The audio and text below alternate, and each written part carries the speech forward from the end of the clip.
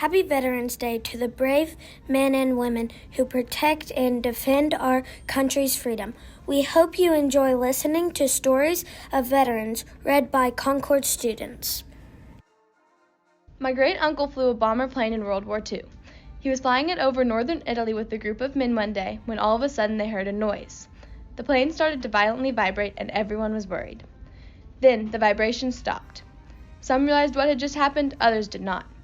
A bomb had flown through the wing of their plane. It didn't explode, it just flew right through.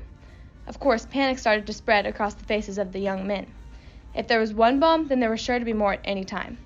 They made an emergency landing and really started to think about what had just happened. God prevented the bomb from exploding. He kept his hand on them and their plane through it all. It took a lot of bravery for those men and women to continue to fight after this incident, but they did it knowing God was with them, and He was. My grandfather was in the Vietnam War. He recently got a Silver Star. He told me he threw 30 grenades in a battle. He never got hurt besides his cuts and scrapes from rocks and thorns.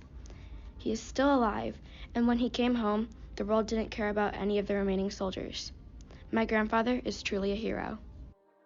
Gulf War, August of 1990. My father only being 19 to 20 years old, the war only lasted for a year, but the experiences carried forever. He says that the hardest part of his experience was being away from friends, family, and the comfort of his home. He was stationed in Saudi Arabia, Kuwait. He said that he learned from this time that we take our families for granted until we can't see them anymore. He used to go to his parents' house every Sunday, and it was extremely tough going without their presence for a year. My father felt obligated to do the job. He signed up for this job and wanted to help the people of Kuwait. His job was to make sure that all the weapons were on the plane, and once in Kuwait, he was on a tank that held 4,000 pounds of explosives that they had to shoot out on minefields to make a path. They ate MREs, meals ready to eat. It was dehydrated food that was meant to last long.